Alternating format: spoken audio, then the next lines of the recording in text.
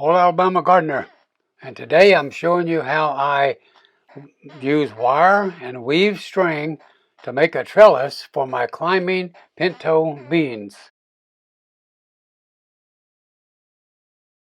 I'm going to use my hoe and that string that you see so I can lay out a straight row. I like straight rows.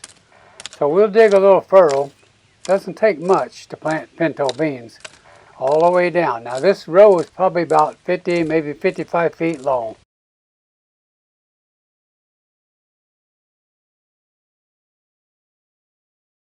Alright, today is the 18th day of May. We're going to plant pinto beans. I'm putting 3 or 4 beans about 10 inches apart. Now cover them up.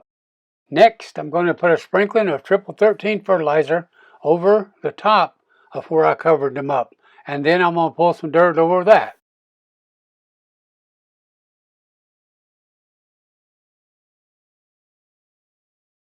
Now this is where I'm growing pinto beans this year. Now I've got my end poles set already.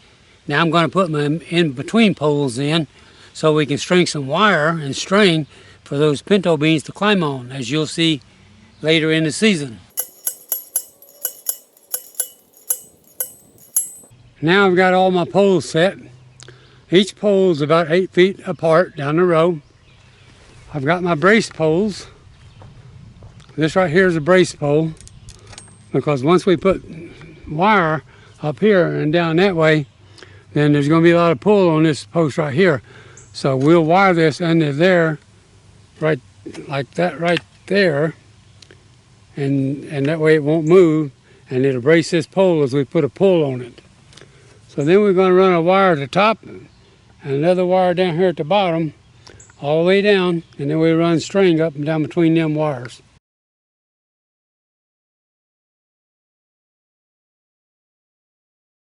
All right, this is our brace pole. So we're going to put it underneath one of these lugs here, right there, just like that. But now I got to wire it to make it stay.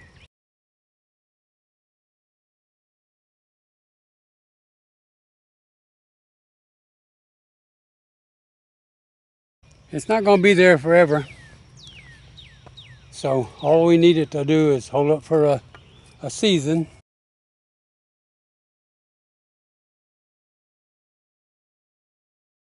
Now I'm ready to put my bottom wire on. And I'm actually going to use the same wire that I used last year. Here it is, and there you can see the the ties are still on it. That's okay, they'll fall off later as they decay. So I'm going to put it about 8 or 9 inches off the ground. So we'll start here. At every pole where the wire is, we'll wire it to the pole. You could use zip ties on this if you wanted to, but why spend the money for zip ties?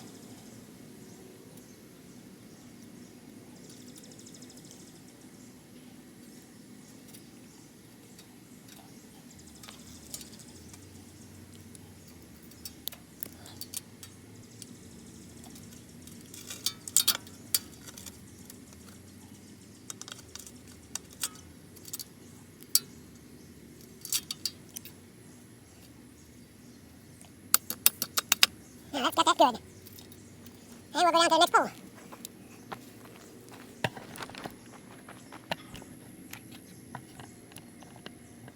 Show you on this side.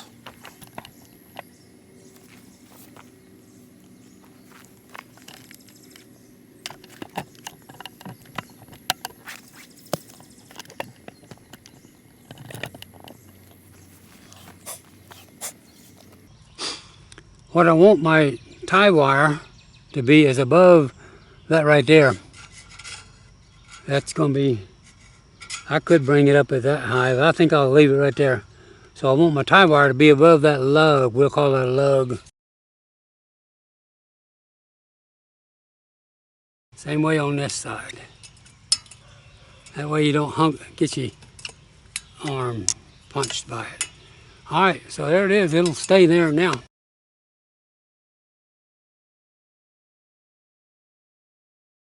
Now we got to do a wire across the top, just like I did at the bottom.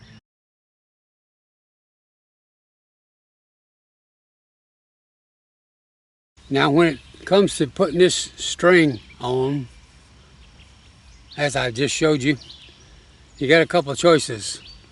One, you can start tying it like this.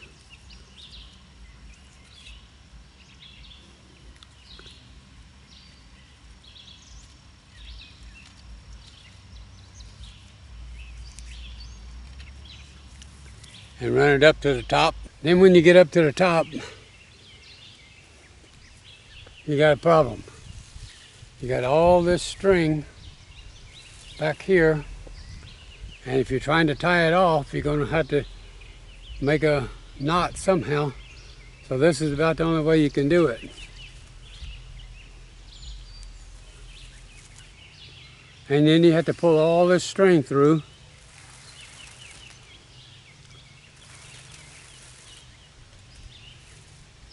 At the same time holding your other string kind of tight, and then pull your knot out. And that's one way to do it. You can do it that way. Now I'm going to go down and back up, and then I'll show you how I'm doing them now.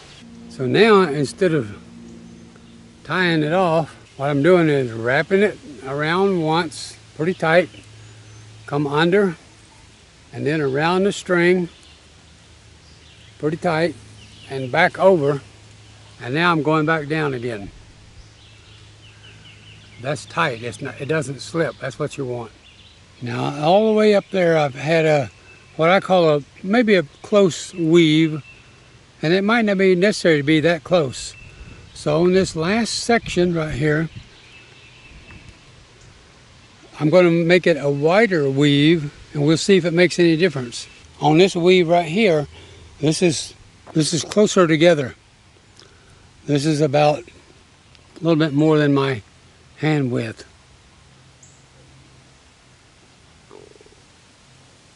So then we'll go down here and look at this last section that I just did. And this weave is further apart. This is from tip of my thumb to tip of my little finger.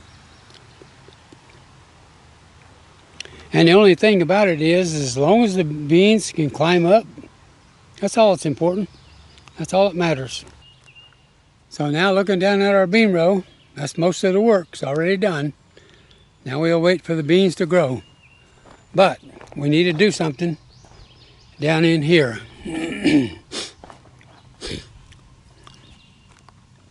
When you first plant beans, you don't know how many is going to sprout.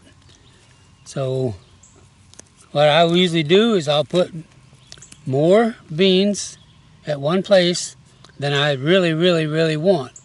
So I must have put 5 beans there because I got 5 sprouts. So I don't want that many. So okay, there's a weak one there. So we'll take it out. We'll take this one out. And we'll take that one out, and we'll leave 2 beans. 2 bean plants. Now of course I got to get in here and get the grass out. So here's one where I got 3.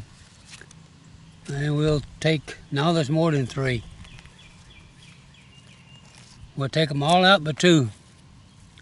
And I'll come back here later and get this grass. Now you may wonder why I put the pole right there when the bean row is over here. And the answer is because I'm going to plant another row of beans right over here, which I'll have to go get the hoe, get this grass out, and put them another row of beans on this side. So I'll have 2 rows of beans going up the same supports. Today's the 30th of May, and I'm going to put another row of pinto beans along this side out here. I'm going to come out about maybe 6 inches or so.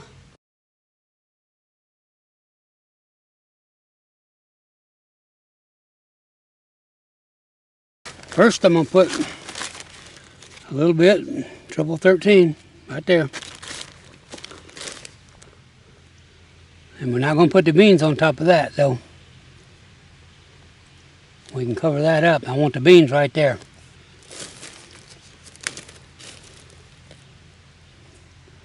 2, 4. We'll try that.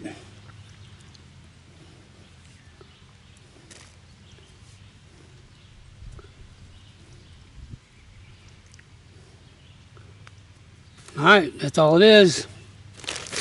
Now we'll get another one over here.